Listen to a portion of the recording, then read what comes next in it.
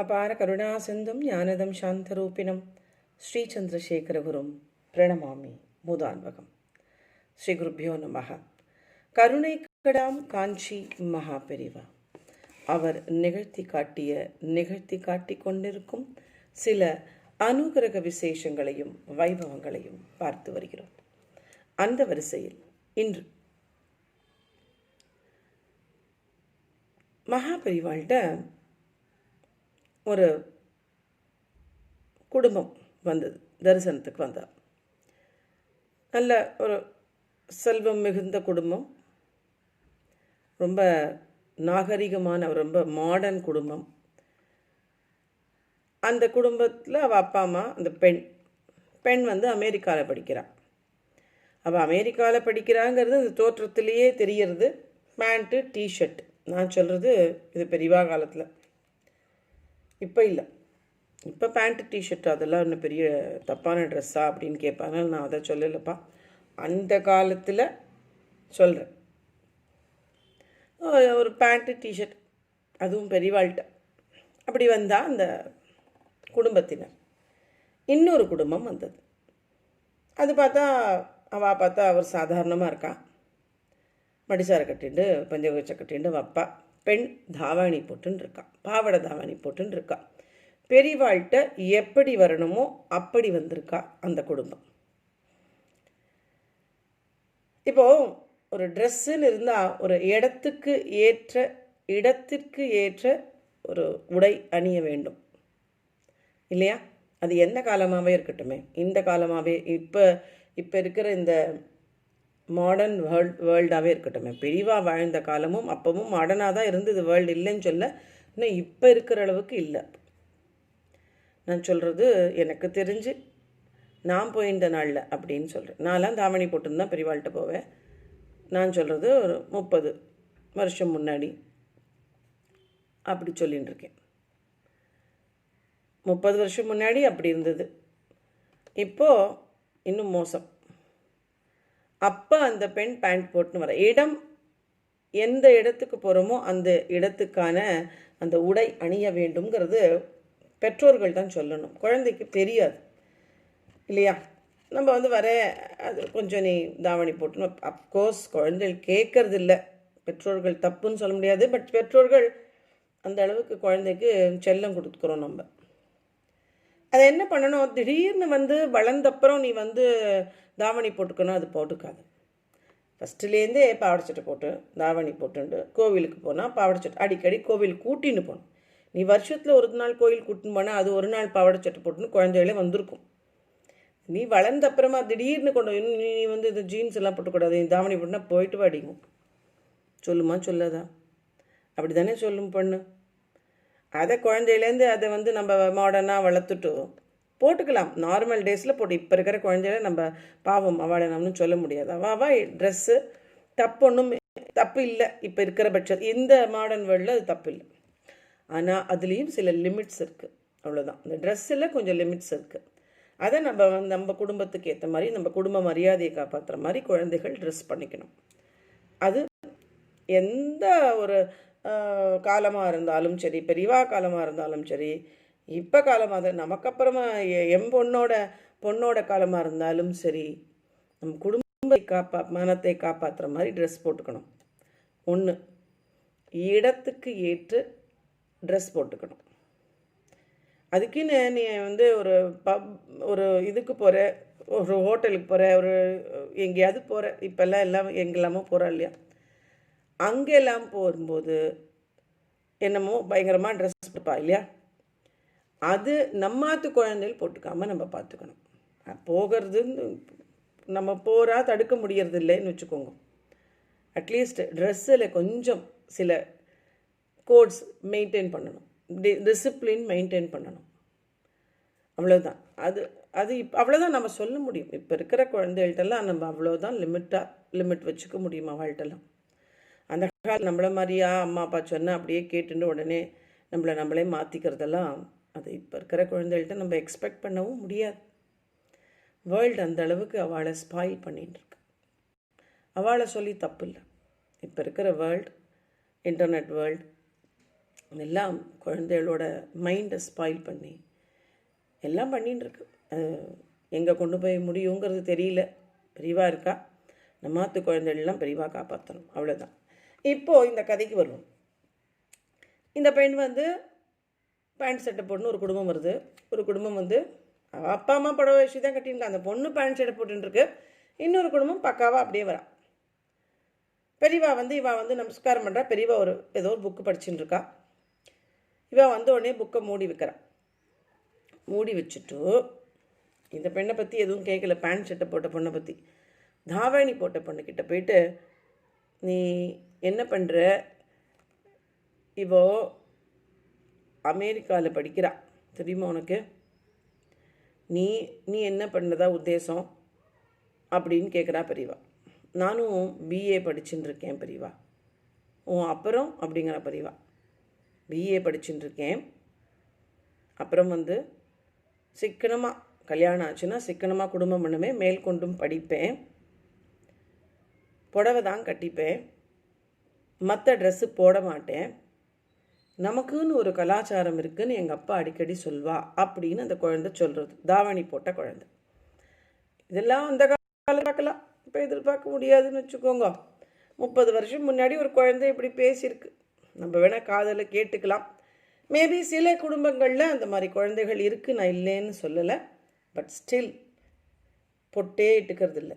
Jeans போட்டுண்டா பொட்டு இட்டுக்கக்கூடாது அப்படின்னு ஒரு ரூல் இருக்குது போல இருக்குது, எனக்கு சொல்லி தெரியும். இப்போது ஜீன்ஸு போட்டுக்கிறோன்னு வச்சுக்கணும், குழந்தைகளை சொல்ல, என் வயசுக்கார எல்லாமே சொல்கிறேன். ஜீன்ஸோ ஒரு ஏதோ ஒரு சுடிதார் அப்படி போட்டுன்னு ஜீன்ஸு தான். அப்போ ஃப்ரெண்ட்ஸ் எல்லாம் சொல்கிறா, பொட்டுட்டுக்கிற ஜீன்ஸ் போட்டுனா பொட்டுட்டக்கூடாது அப்படிங்கிறா. இது என்ன வம்பா போச்சு, ஜீன்ஸ் போட்டுட்டு டாப்ஸ் போட்டுட்டா பொட்டுட்டக்கூடாதா அப்படின்னு நான் கூட சொன்னேன். அது மாதிரி ஜீன்ஸ் போடுறது தப்பு இல்லை, அதுக்குன்னு உன்னுடைய அந்த கலாச்சாரம், நீ இந்துங்கிறதே மறந்து போயிடுவியா சொல்லு. உனக்குன்னு ஒரு அடையாளம் இருக்கு இல்லையா. ஜீன்ஸ் போண்டா பொட்டுட்டக்கூடாது அப்படி தான் போகிறா. ஜீன்ஸ் போட்டுண்டா பொட்டு இட்டுக்க கூடாது.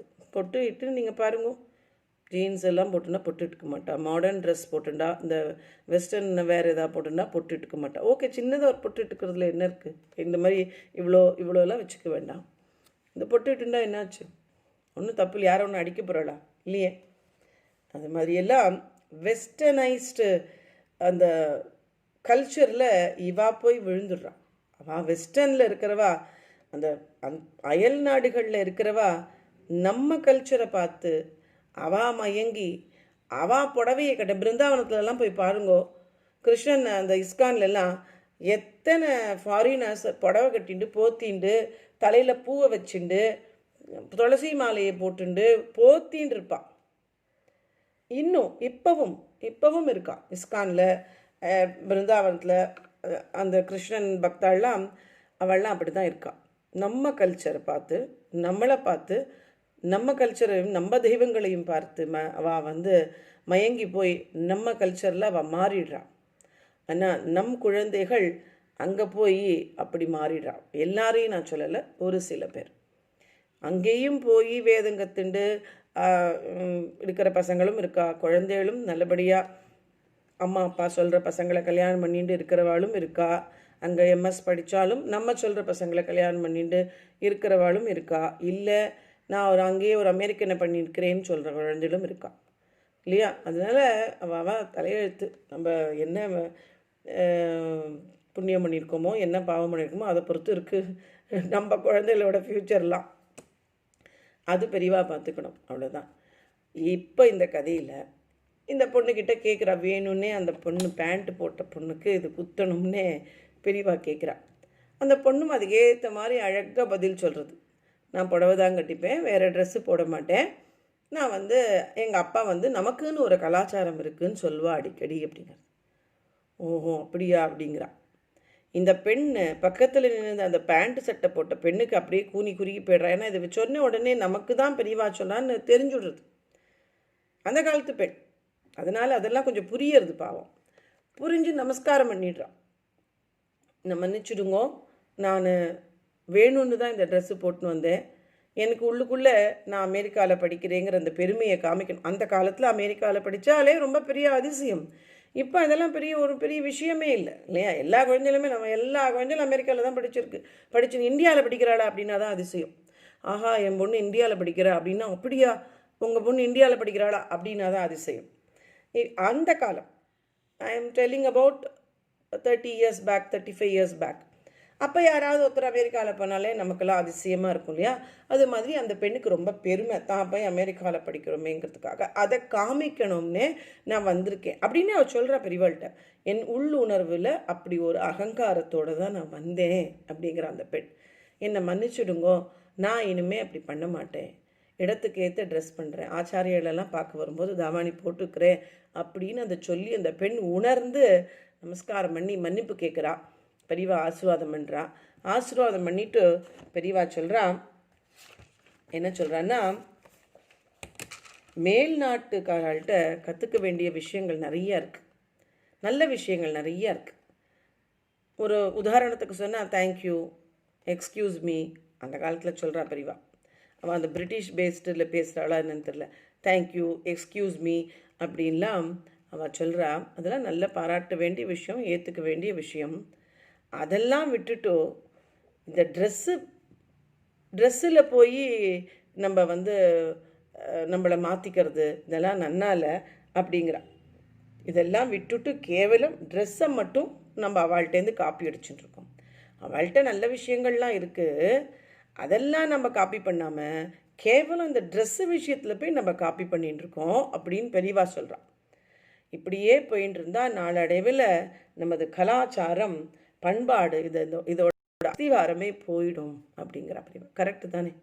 இப்படியே போயின்னு இருந்ததுன்னா ஒரு ஒரு ஒரு இன்னும் ஒரு 30 வருஷம் கழிச்சு நினச்சி பாருங்க, அந்த குழந்தைகளுக்கு நம்மளுடைய கலாச்சாரம் என்ன, நம்ம எந்த ஒரு பேஸ்லேன்னு வந்திருக்கோம், நமக்கு ஆச்சாரியாலாம் இருக்கா, பெரியவாள்லாம் இருந்திருக்கா அப்படிங்கிறதெல்லாம் தெரியாமலே போயிடும்.